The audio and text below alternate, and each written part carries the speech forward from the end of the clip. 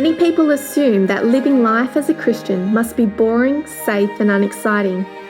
They assume that because we choose to live lives of faith in God, Christians are only dedicated to doing the right thing, with no possibility for fun, joy, and adventure. But this is a big misconception. We're not called to feel guilty for having fun and enjoying ourselves. Instead, God calls us to live joyfully, rejoicing in the gifts He has given us. He calls us to live with love and follow in His words of guidance of life through the 10 Commandments. Jesus tells us, "You are the salt of the earth." So, salt adds flavour to food. So God's calling us to add flavour to every day of our lives by being true to who we are and who God has called us to be. He has an awesome adventure for you and I, so let's buckle up and enjoy the ride.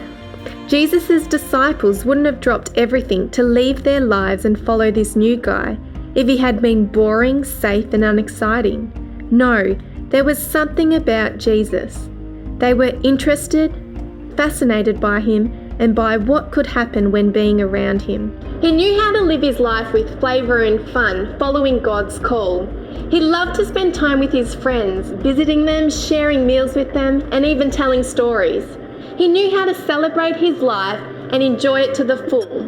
Even the first miracle he performed took place at a wedding. Imagine this. Jesus is there with his friends and family, dancing, laughing, and enjoying the celebrations. Then Our Lady whispers to him that there's a problem. The wine's run out, and the party is nowhere near finished. Jesus trusts in God's help and the power to change the water into wine, so that the festivities can keep kicking on, so that everyone can keep enjoying the fun and celebration of life. God doesn't want us to separate things that we find fun and make us feel happy from all that He asks us to do and be as Christians. He actually asks us to remember why He made us, to be holy, to make a world a better place, and combine our fun and joy with knowing Him.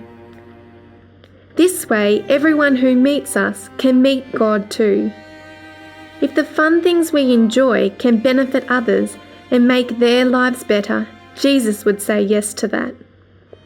Just look at the lives of saints and you will see a huge collection of holy men and women who knew how to live their lives with flavour and excitement.